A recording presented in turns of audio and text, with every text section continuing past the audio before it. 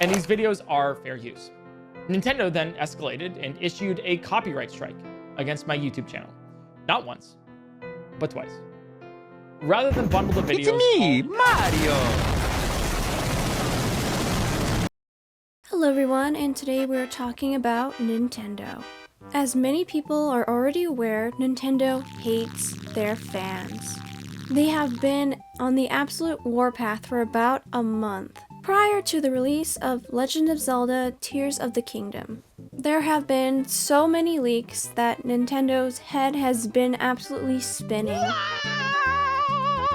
With the leak of the art book for the collector's edition, the OLED special edition being leaked before it was announced, and the entirety of Tears of the Kingdom being fully available online via ROM or physical copy. Now, there were some being sold for over $100 to $300 on Mercari. I'm not sure how true it all is, but for sure there was at least one physical copy that was released and dumped. Then the ROMs were distributed to many other people. And one of these people made the horrible mistake of posting a picture on Twitter, and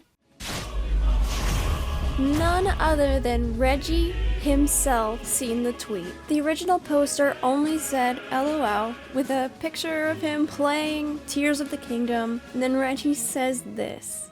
I don't know what you want, but what I do have are a very particular set of skills. Skills I've acquired over a very long career. Skills that make me a nightmare for people like you. My body is ready.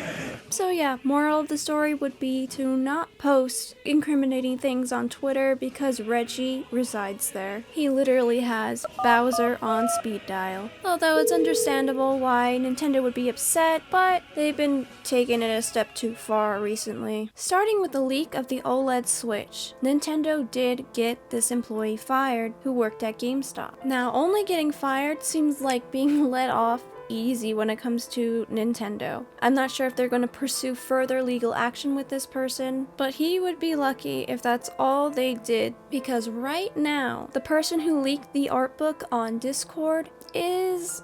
they are trying to dox this person right now. Nintendo has already subpoenaed Discord to get this person's personal information in order to sue them. And as we continue on, you'll see you do not want to be sued by Nintendo ever. They are not that company that would sue for $1 just out of principle. They will sue for your life savings 10 times over.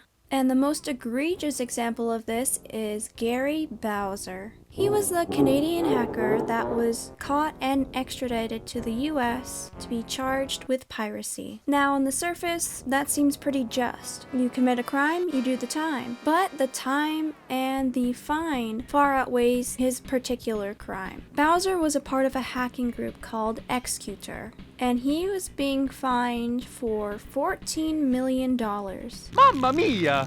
And he has to pay 25 to 30% of his monthly income. Gary Bowser is 53 years old. He's already spent 2 years in jail and paid off exactly $175 of his fine. This is because he was doing odd jobs in prison for money. And the craziest part to me is his personal damages, how much he made selling hacked switches and things, was a small fraction of what this fine is. And that is another reason why it is insane to have him pay this amount of money back, especially because he is the only one they were able to extradite and punish this severely. It was a group of people, but he's being charged for the whole group when he did not run it. The bottom line is Nintendo knows he will never pay this off. He'll be in debt for the rest of his life. Nintendo is making an example out of him. And in my opinion, it's not really necessary to go that far. Now let's get into why I say Nintendo specifically hates their fans. What do many people do when they're inspired by something? Well, they create something, in this case being fan games. Well, there is nothing Nintendo hates more than fan games. Using Game Jolt as an example, Nintendo took down literally hundreds of games, all through DMCAs, and there's plenty of examples where they will send cease and desist letters to game developers who use their IP as inspiration. And to be clear, GameJolt is a hosting site where many fan games were, and many other things such as art. I'm starting to be surprised that Nintendo isn't going after people who make fan art. Just another example of Nintendo going too far. Now creators are being targeted by Nintendo. Alana, her whole Twitch was suspended for watching Skill Up's Zelda preview video, which is 100% legit. They partnered with Nintendo to get early gameplay that they can post on YouTube. So, of course, in real time, Nintendo took it down really willy-nilly and did not even see it was Skill Up's video, I guess. Because in reality, SkillUp would be the one that needs to DMCA Alana, because that's his video, not Nintendo's. Austin John Plays had his tweet taken down via DMCA because of Nintendo's anti-piracy. Now this was because IGN leaked something they were not supposed to, and Austin posted about it. But IGN's video is still up. The takedowns only prove that Austin John was correct in his assumption of what this icon was. It's called the Streisand effect. And Smarpy had 2 of his videos struck down by Nintendo because of his own speculations and I believe the leaked IGN information. Luckily, Nintendo backed down and he won the dispute, but that was just for one of his strikes. But the next YouTuber I'm about to talk about is not so lucky. Now, if the trend hasn't become clear, Nintendo does not like any alterations to their games, their IP, any of it. So modding, illegal. I don't want to alarm anyone, but someone in this room is a murderer.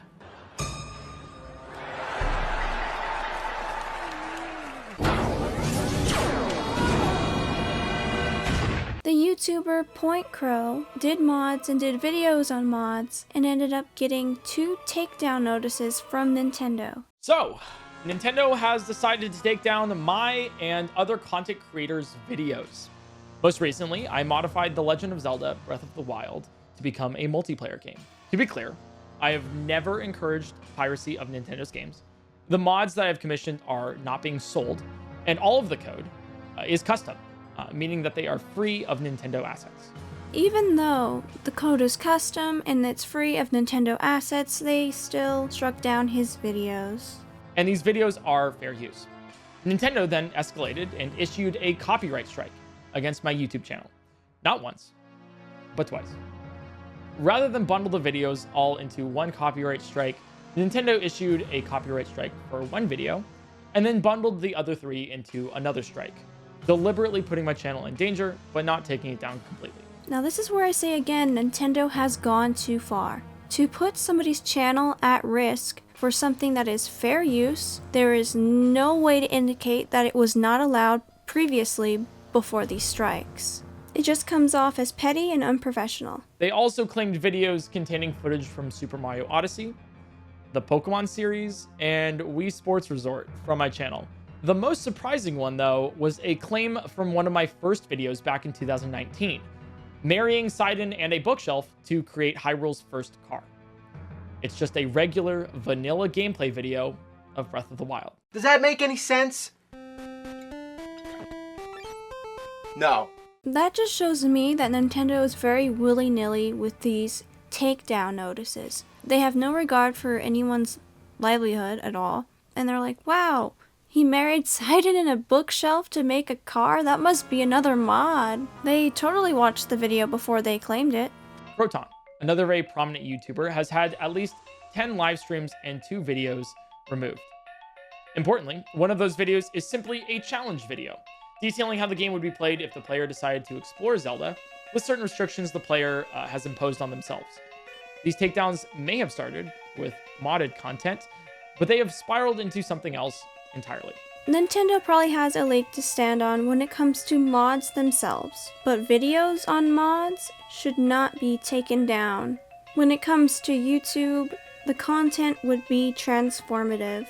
We encourage you to use Nintendo game content in videos and images that feature your creative input and commentary. For example, Let's Play videos and video game reviews are within the scope of the guidelines. However, you may not simply upload a live stream of an existing Nintendo video, gameplay footage without your own creative input, or a copy of content created by someone else. For example, mere copies of Nintendo promotional trailers, tournaments, music soundtracks, gameplay sequences, and art collections are outside the scope of the guidelines. All of the videos that they have taken down are in compliance with their own policies. That just goes to show you can follow all the rules and still get almost nuked off the platform by Nintendo. Nintendo has been handing out lawsuits like promotional flyers for years. They really have the more you're gonna F around, the more you're gonna find out mentality. As you can see, the more you around, the more you're gonna find out. And if this went to court, I feel Point Crow could win. For one, he is not selling these mods. Under the guidelines, it does not say you cannot play modded content at all. And the videos themselves are transformative, they are fair use. Arguably, Nintendo is in the rights to maybe take down any distribution of this mod. But I feel the videos themselves are probably protected under fair use. A multiplayer mod video is not a market replacement for all of Breath of the Wild, but mods themselves are derivative works, which means they can infringe copyright. But once again, Nintendo does not have to take it this far. Nintendo should really take notes from the creators of Doom, where they encouraged people to mod it for it be fun longer. Finding new ways to play an old game only helps the game. And to sort of finish everything up, of course, ROM sites have been taken down for years, but now they're trying to take away tools to dump your own console, which you are in full rights to do. You buy the product, you can do with what you want with the product. And if that means backing it up on your PC, you should have the right to do so. But right now, Nintendo is going after Lockpick, which allows you to do that. Now, of course, what's been happening over here, because of this leak, Nintendo is so ass mad that they've actually been taking down what I believe to be legitimate tools off of the internet. Now, of course, Mr. Mario, great channel, he pretty much notified me of all this. And one user has said Nintendo has just issued multiple DMCA takedown requests to GitHub, including for Lockpick, the tool for dumping keys from your own Switch. I've used this tool. Everyone who has a hacked Switch has used this tool. And of course, they mentioned, to GitHub, this is where their claim was, and they said the Nintendo Switch console and video games contain multiple technological protection measures, including those that permit the Switch console to interact only with legitimate Nintendo video game files. The process protects Nintendo's copyrighted video games, including but not limited to those covered by the US copyright registrations numbers. But of course, Nintendo will do anything in their power to destroy emulation, preservation of games, and everything like that, because they like to rule with an iron fist. Now, as someone who loves video games, I understand that hardware will stop working one day. One day, when I am 60 years old, there is no way an NES is going to run. You would have to probably replace all the parts, and they would be few and far between. We already have places like DK Oldies that say they refurbish, but they don't, so those consoles will not last. Which is why the refurbishment of the consoles was so important. But going back to Nintendo and emulation, they do have some games emulated. They used to have a huge library on the Wii. I would like to know what happened to it.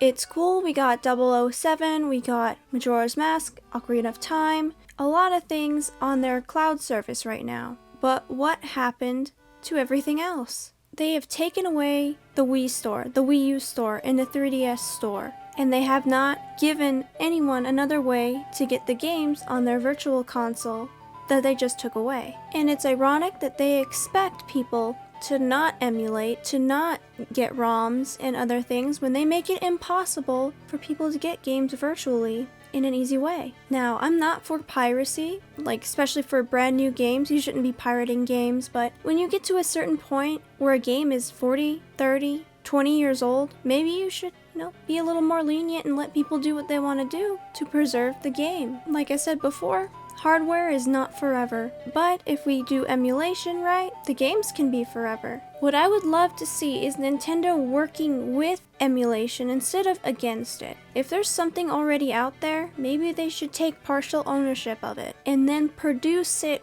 on their platform where people can buy it legitimately, instead of putting the hammer down on every single person who does anything that Nintendo doesn't like. Maybe they should work with people. Is it gonna happen? Probably not. But I would like to see it happen one day. But that is the end of the video. Please let me know what you think down in the comments below. Join the Discord, and I would like to thank my channel members. All of you mean a lot to me, especially my tier 3 members, my super Nekos, and I will see you all next time. Bye!